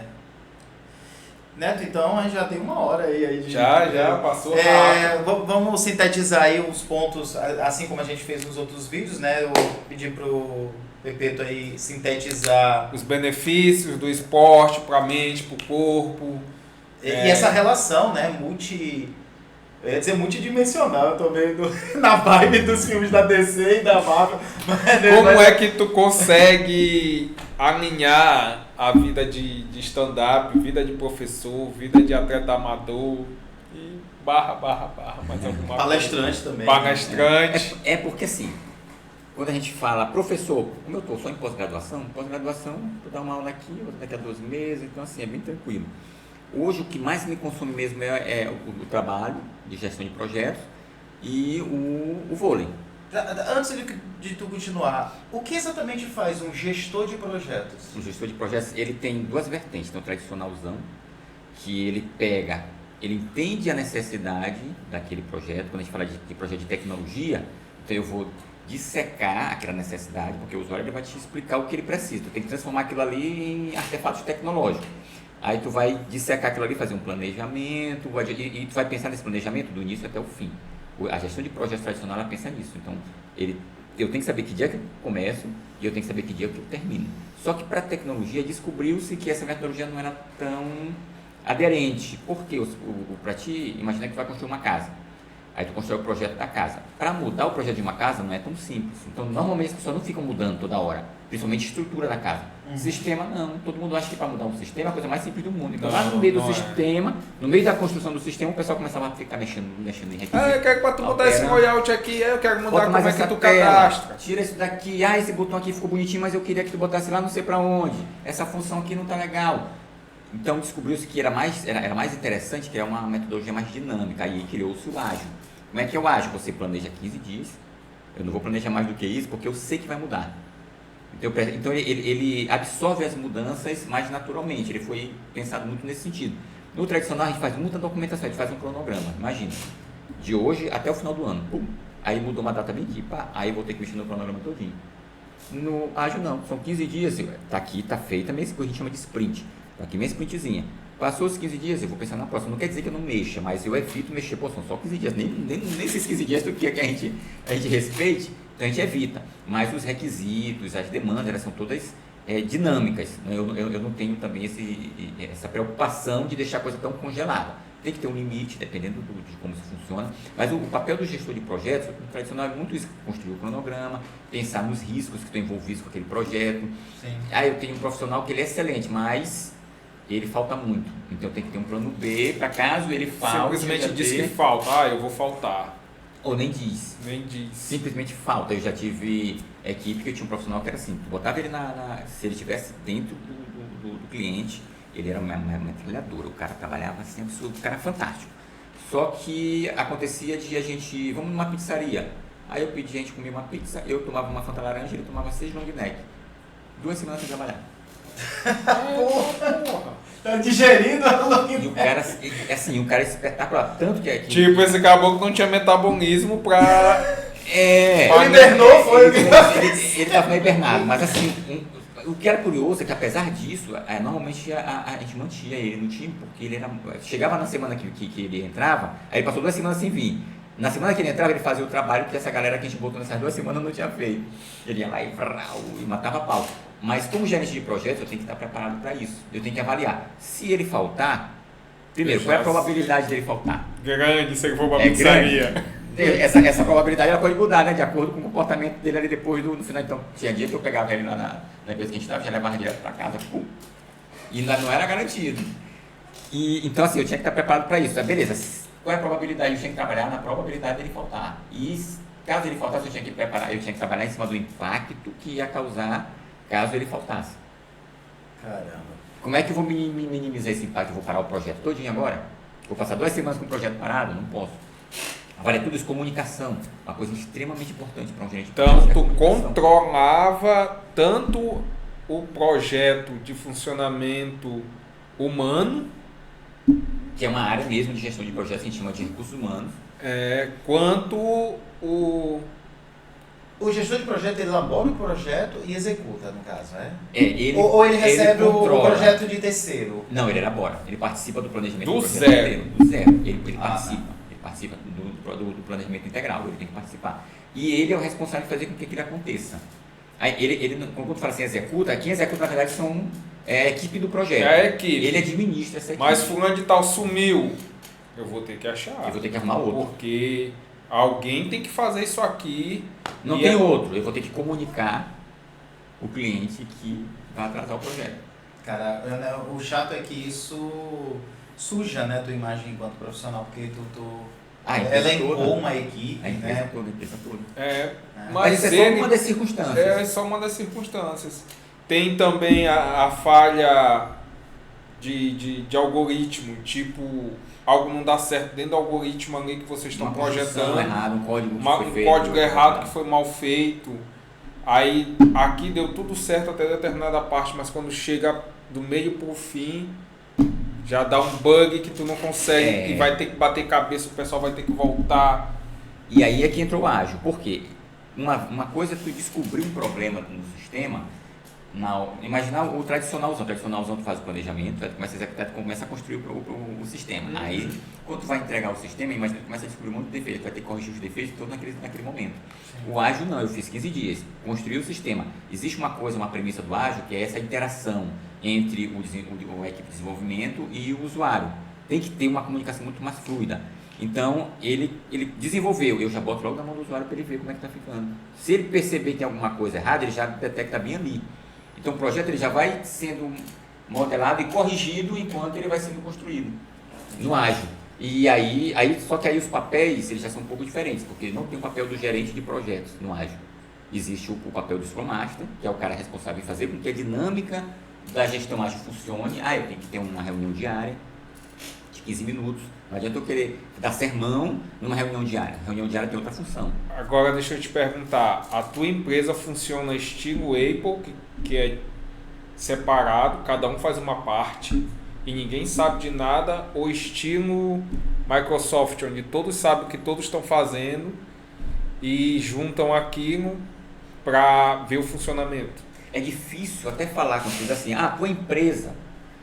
os teus projetos funcionam como? Não, porque o que acontece? Isso varia de equipe para equipe. Dentro da mesma empresa, tu pode ter equipes que têm uma sinergia melhor, que tem uma comunicação melhor, e aí tem isso que tu está falando, de todo mundo sabe o que o outro está fazendo, que é fundamental. Eu até chamo isso de visão de resultado, visão do todo, né, que constrói uma visão de resultado. Não adianta eu fazer, enquanto estou construindo, aí eu fiz lá a tela a coisa mais linda. Cara, enquanto essa tela não estiver na mão do usuário, produzindo um efeito, lá na venda, produzindo um efeito, lá no financeiro, tornando um processo mais ágil, um processo mais eficaz, mais eficiente. Quando ele não estiver fazendo isso, ele não serve para nada. É igual um viaduto. Eu fui lá, fez a infraestrutura do viaduto todinha. Enquanto ele não estiver pronto para a gente passar, qual é a função desse viaduto? Nenhuma. Então, mexe muito com isso. Então, todo mundo tem que saber o todo, que é para a gente saber qual é o objetivo final daquilo, qual é o resultado que ele vai produzir. Porque enquanto ele não produzir esse efeito, o trabalho do programador, do cara que está testando, do back-end, do front, não serve para nada. Ainda não desempenhou nenhuma função. Show. Meu amigo, então assim, disponibiliza aí para quem está nos ouvindo, nos vendo, as tuas redes. Como é que a gente encontra, como é que te convida para fazer palestras, né? E como é que a gente encontra o Pepeto aí para desenvolver aí essas atividades aí? É fácil de encontrar, Edna, porque eu criei esse apelido Pepeto, na época que eu trabalhei na Potiguar. Era brincadeira mesmo, vocês estão por fora de Pepeto, vocês estão por fora de Pepeto. E aí pegou a história do Pepeto, aí eu fiquei na dúvida do Pepeto Gomes, como tinha Pepeu Gomes e tal, eu acabei botando o Pepeto Carneiro, que é um sobrenome que assim eu tenho mais afinidade. Então criei o Pepeto Carneiro. Cara, se tu for na internet, está Pepeto Carneiro, YouTube, LinkedIn, Instagram, só no TikTok que não estava disponível, eu botei Pepeto Atleta. TikTok, tu tá procurar, Pepeto Carneiro que tá lá. E aí lá tem todos os contatos ali para quem tiver interessado aí. E aí eu tô com uma agência, na verdade eu tô fazendo um MBA do palestrante, e que é promovido pela pela motivação palestras. E aí, então, eu estou por eles. Então, assim, eu diria que eles estão conduzindo a esse processo comercial das minhas palestras. Muito Grande bom. motivação do Lucas. Perfeito. Mais alguma coisa aí? Não, Eu tô gente, satisfeito demais aqui. Aprendi de Aí eu vôlei queria deixar- eu queria até, deixar só um até recado final. biomedicina, rapaz. Aí, bom, então, eu queria deixar só um recado final. Fica à vontade. Eu queria deixar um recado final assim, eu acredito que hoje um dos principais pontos que mexe com tudo isso, com esporte, mexe com estresse, mexe com produtividade, é a questão da empatia. Eu acho que o brasileiro, ele precisa aprender a se comportar como nação. O muito. brasileiro, ele nunca aprendeu, nunca se desenvolveu, nunca amadureceu no sentido coletivo. O brasileiro é muito... Se uma coisa que está acontecendo aqui está prejudicando meio Brasil, mas está me favorecendo, então para mim está tudo bem. Se um determinado governo, eu não gosto de falar de política, não gosto de falar de política, mas é inevitável. Se um determinado governo está sendo mal para metade do Brasil, mas está beneficiando a minha área, então para mim está tudo bem. Aí vem outro governo, aí beneficia o outro lado, está me prejudicando, então eu já não concordo por isso. Então eu acho que o principal ponto é a gente procurar se agrupar, que foi o que fez com que o ser humano ele conseguisse se destacar, ele conseguiu dominar o mundo graças à coletividade. O que era o de um ser humano isolado? Então, se não fosse essa coletividade, a gente não teria chegado a lugar nenhum. Os grandes países, eles conseguiram se desenvolver em vários aspectos sociais, Graças à tecnológicos, coletividade. graças ao poder que eles construíram coletivo. E o brasileiro, ele não conseguiu ainda amadurecer nesse sentido, ele é muito individualista. O brasileiro quer ver o outro no chão, se ele puder estar ganhando alguma coisa em cima. Exato. No máximo ele não está nem se importando. E se ele estiver ganhando, ótimo. Então eu acho que a gente precisa resgatar, não, a gente precisa construir. Eu acho que no Brasil a gente precisa construir esse senso mais coletivo. Muito bem. Perfeito, amigo. Tá dado o recado aí, né? E quem está nos vendo e ouvindo, com certeza vai utilizar todas essas dicas. É uma dica que eu queria te perguntar assim, quem está interessado em desenvolver vôlei assim de forma amadora, mas para mim já é um amador e um profissional aí, né, do que eu vejo você fazendo. Como é que começa assim? Como é que você, quais as dicas que você dá para quem quer começar? Buscar entender, isso é uma dica que para mim, Edna, vale para tudo. Porque a gente tem muita mania de fazer as coisas de qualquer jeito, a gente não estuda. E tem até uma frase que a gente não gosta de estudar, a gente gosta de aprender. Então, cara, vai começar o esporte, entende como é que aquele esporte funciona, não vai fazendo de qualquer jeito, observa vídeos sobre aquele movimento. Cara, hoje tem material, conteúdo para tudo. Eu aprendo na Netflix, eu aprendo no TikTok. Quer ver uma coisa que eu aprendi no TikTok, que é da tua área? Que a gente tem receptores no corpo todo, para os neurotransmissores. Então, quando eu sinto estresse, meu corpo todo sente. Quando eu sinto alegria, meu corpo inteiro sente. Eu descobri no TikTok, assistindo um vídeo no TikTok. Então, tem conteúdo para todo canto. Então, cara, quer se aprimorar no vôlei, quer se aprimorar no esporte, vai procurar conteúdo, estude. E como o vôlei é um esporte físico, você vai estudar para você entender como é que você tem que fazer, mas você só vai aprender fazendo. Tipo natação, vôlei, futebol, você não adianta, tu pode estudar. Se fosse por isso, eu era um atleta perfeito, porque o tanto que eu já entendi dos movimentos, eu executaria ele com precisão, mas isso você tem que ensinar o seu corpo a fazer. Uma coisa é você jogar xadrez, que é tudo intelectual, eu só tenho o movimento físico, é aqui, ó, pega essa peça e bota pra cá. Vôlei não, tu tem que aprender como é que é o movimento e tu tem que ensinar teu cérebro a coordenar aquele monte de coisa que a gente falou aqui, que tem que acontecer ao mesmo tempo. Todos os músculos. Então, meu irmão, aprende qual é a minha melhor maneira de fazer e repete até aprender. Não, E encontre um grupo, encontre uma galera boa, assim, pra você jogar, pra ser uma vibração boa. Porque não é só um esporte, é uma diversão. Então, se você encontrar um ambiente acolhedor, um ambiente que seja realmente coletivo, que é aquilo que eu estava falando, né? Um ambiente realmente coletivo, que não esteja preocupado em quem vai se destacar, em quem é o melhorzão, quem é o bonzão, então vai ser uma coisa bem benéfica para você em vários sentidos. Perfeito, perfeito. E até o xadrez, né? Quando a gente vê o pessoal que estuda xadrez, né? Eles não vê lá o tabuleiro e as peças distintas, né? Eles vê lá os códigos que tu forma, né? Porque lá, cada quadradinho daquele é um código.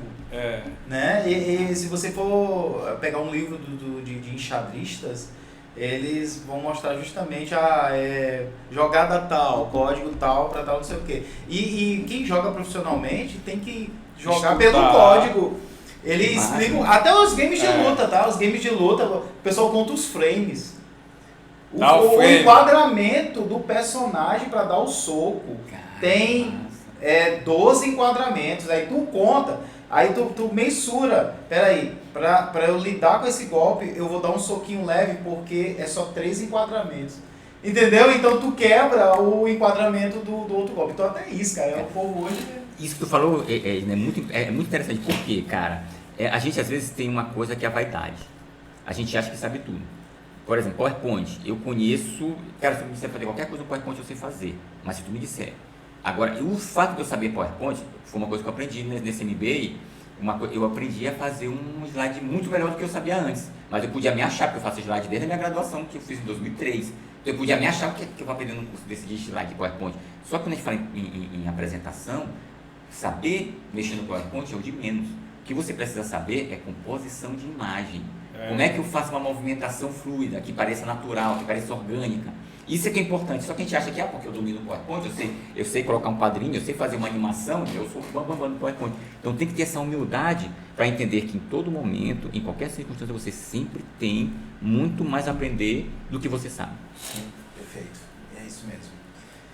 Gente, nós estivemos aqui hoje com o Pepeto Carneiro, Ednan Valdez e Neto Costa, humildemente, deixando aqui mais um abraço, com uma boa conversa, pedindo para vocês darem um like, seguirem o Pepeto nas redes sociais, o Ednan. E sigam a Universidade de Esportes, que tem um curso excelente de iniciação para voleibol, que é do Talmo, que foi esse campeão olímpico de 92, foi a primeira medalha de esportes coletivos do Brasil. Então, sigam lá a Universidade de Esportes, que é excelente. Procurem lá, Universidade de Esporte.